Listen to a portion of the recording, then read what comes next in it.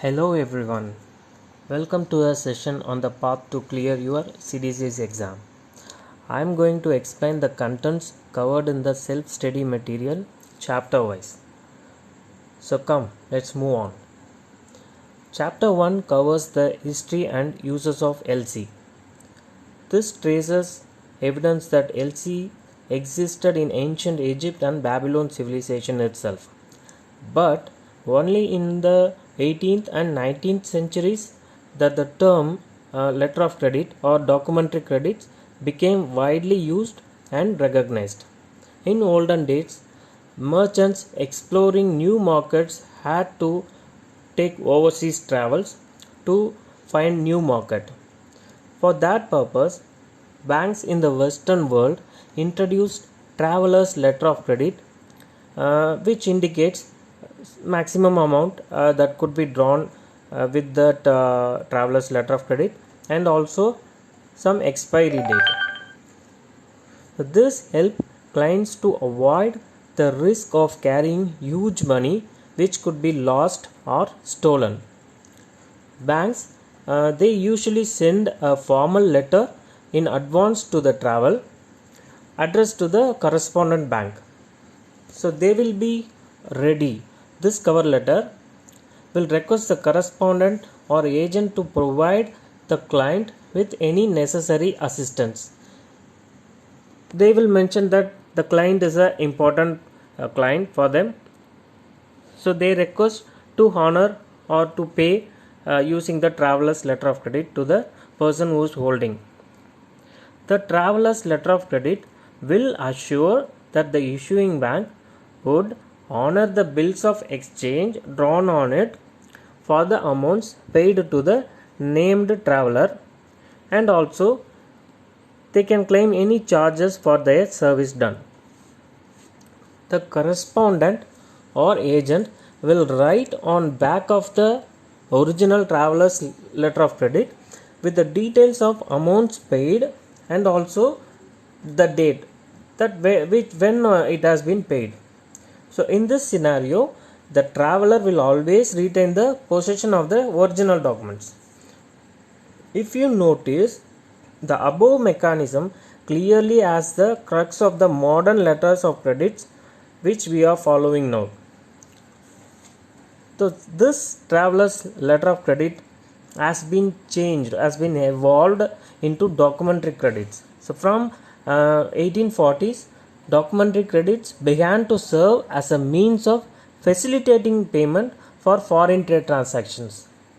On 4th July 1803, the then President of the United States, Mr. Thomas Jefferson, has issued two of his explorers with the traveler's letter of credit, which is still being preserved as one of the oldest one exists now.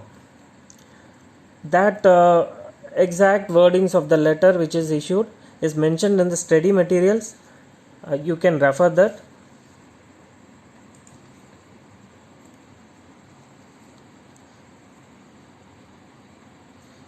So let's move on to the next slide. So this talks about the second part of chapter 1, which deals with the uses of doc credits, that is documentary credits.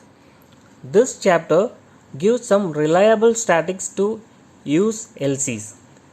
LC as a method of payment remains steady and reliable even today.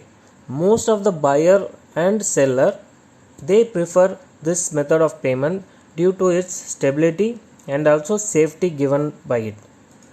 We will see few facts and figures to support this.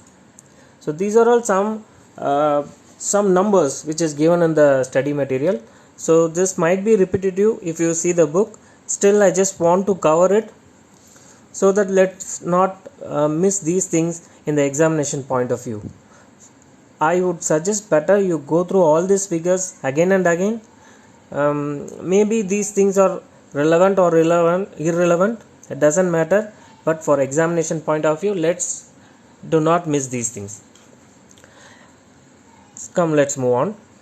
An ICC survey report in July 2014 states that MT700, that is which means the Swift format used to issue the letter of credit. So the MT700 messages has seen 3.3% increase between 2012 and 2013. This increase contributed to an annual volume of approximately 5 million. That is exactly 4787071. That number of issuance has happened during 2013. So this figure, if we convert to monthly average, it comes to almost 399,000 of MT700s issued per month. So you can see how huge number of transactions and people, business people are relying on this.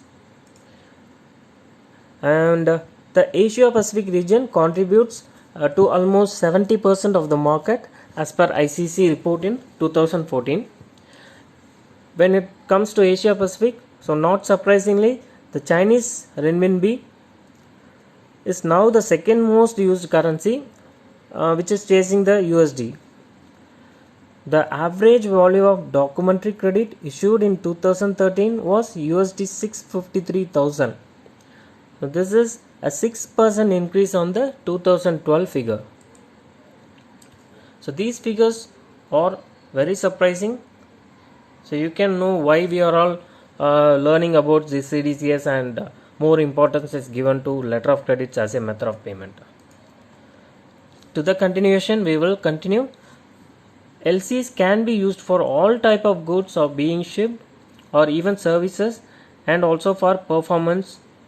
For example, the letter of guarantee, which is covered by the ISP 98.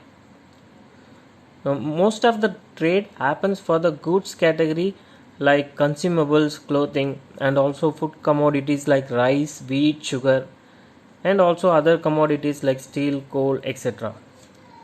So country-based legislations also impose certain rules which will affect the LC conditions.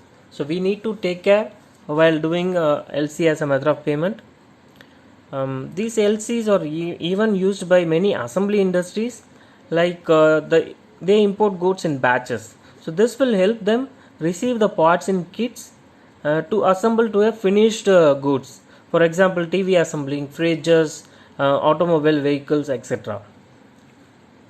So any legal under documentable trade, either it is domestic or international, can be done through LCs. So we are finishing this chapter 1. So thanks for watching. Please like, share and subscribe our channel for chapter wise classes to clear your CDCS exam.